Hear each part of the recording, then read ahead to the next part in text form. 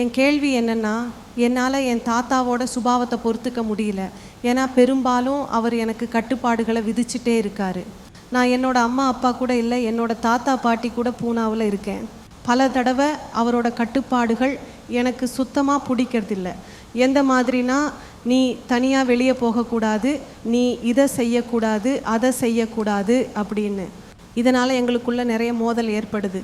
நான் அவர் சொல்கிறது எல்லாமே செஞ்சிட்றேன், ஆனால் அவர் மேலே எனக்கு நிறைய நெகட்டிவ் எண்ணங்கள் தோணுது. இதனால் நான் வெறுத்து போயிட்டேன். நான் என்ன செய்யணும்னு நீங்கள் சொல்லுங்கள். அட்ஜஸ்ட் பண்ணித்தான் ஆகணும். இல்லைன்னா நீங்கள் அம்மா அப்பா வீட்டுக்கு போயிருங்க. அங்கே போனாலும் அம்மாவும் கட்டுப்பாடு விதிப்பாங்க. அப்போது அங்கேருந்து ஓடி போகணும்னு ஆசைப்படுவீங்க. கல்யாணம் பண்ணிவிட்டு கணவரோட ஜாலியாக இருக்கலாம்னு நினைப்பீங்க. கணவர் வந்தால் மாமியாரும் இருப்பாங்க. அப்போது அவங்களும் கட்டுப்பாடு விதிப்பாங்க. இப்போ கணவரோட அம்மா கட்டுப்பாடு விதிக்க மாட்டாங்களா? அவரோட சகோதரியும் கட்டுப்பாடு விதிப்பாங்க. உலகம் எப்படின்னா அட்ஜஸ்ட் பண்ணித்தான் ஆகணும். நம்ம உடம்பும் நம்மளை கட்டுப்பாட்டுக்குள்ளே தான் வைக்கிது. பசிச்சா சாப்பிடணும், நைட் தூக்கம் வந்தால் தூங்கித்தான் ஆகணும். இது எல்லாமே கட்டுக்குட்பட்ட நிலை தான். நீங்கள் அட்ஜஸ்ட் பண்ணிங்கன்னா உங்கள் இயல்பறிவு அதிகமாகும். மேலும் அட்ஜஸ்ட் பண்ணுறதுக்கான சக்தி அதிகரிக்கும்.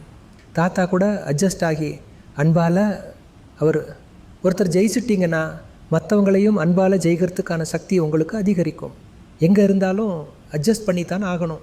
நான் உங்களுக்கு என்ன சொல்கிறேன்னா, நீங்கள் தாத்தாவை அன்பால் ஜெயிக்கணும்னு முடிவு பண்ணுங்கள். அதே மாதிரி உங்கள் ஃப்ரெண்ட்ஸ் உங்கள் கூட இருந்தால் தாத்தா உங்களை வெளியில் போக அனுமதிக்கிறாரா இல்லையா?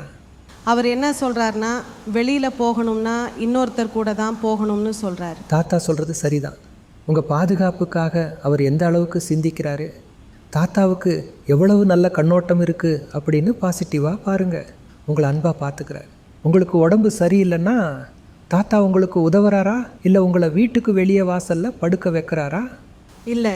இப்போ டாக்டர்கிட்ட கூப்பிட்டுட்டு போகிறார் தானே, அப்போது உங்களை கவனிச்சுக்கணும்னு அவருக்கு விருப்பம் இருக்குது இல்லையா? உங்ககிட்ட அவர் நடந்துக்கிறதுல எவ்வளோ விஷயங்க பாசிட்டிவாக இருக்குங்கிறத பாருங்கள். சாப்பிட்றதுக்கு சாப்பாடு, குடிக்க தண்ணி எல்லாம் கொடுக்குறார் தானே. இரவில் வீட்டில் தூங்க விட்டுறாரா இல்லையா? மெத்தையில் படுக்க விட்டுறாரா, இல்லை வெறும் தரையில் படுக்க வைக்கிறாரா? இல்லை, மெத்த மேலே தான். தாத்தா எவ்வளோ நல்லவர். பாட்டியும் விதவிதமாக சாப்பாடு செஞ்சு தராங்க தானே. அப்போ அதை எல்லாமே நீங்கள் கவனத்தில் வச்சுக்கணும் இல்லையா? உங்கள் விருப்பத்தை நிறைவேற்ற விடாதனால உங்களுக்கு தாத்தா மேலே நெகட்டிவ் ஆயிடுது. ஆனால் தாத்தா கிட்ட எவ்வளோ பாசிட்டிவான விஷயங்கள் இருக்குங்கிறத ஏன் மறந்து போகிறீங்க? தாத்தாவோட தவறை பார்க்க வேண்டாம். என்ன இருந்தாலும் அவர் உபகாரி. அதே மாதிரி அம்மா அப்பா தாத்தா பாட்டியோட தவறை பார்க்கக்கூடாது. என்ன இருந்தாலும் அவங்க உங்களுக்கு நல்லது தான் செய்கிறாங்க அப்படின்னு பாசிட்டிவாக பாருங்கள். அவங்க எப்படி சொல்கிறாங்களோ அப்படித்தான் இருக்கணும்னு நீங்கள் உங்கள் மனசையும் புத்தியையும் மாற்றி அமைச்சுக்கோங்க. நீங்கள் வளர்ந்ததுக்கப்புறம் நீங்கள் உங்கள் இஷ்டப்படி நடக்கலாம். இப்போ நீங்கள் இன்னொருத்தரை சார்ந்து இருக்கீங்க, அவங்களுக்கு அடிபணிஞ்சு இருக்கணும். இப்படி இருக்கிறதுனால நீங்கள் ரொம்ப முன்னேற்றம் அடைவீங்க. இனி கொஞ்சம் வருஷங்கள் கழித்து உங்களுக்கு தோணும், தாத்தா உங்களை பாதுகாத்ததால் நல்ல வாழ்க்கை அமைஞ்சுது, உத்தியோகமும் நல்லபடியாக அமைஞ்சிருச்சுன்னு நினைப்பீங்க.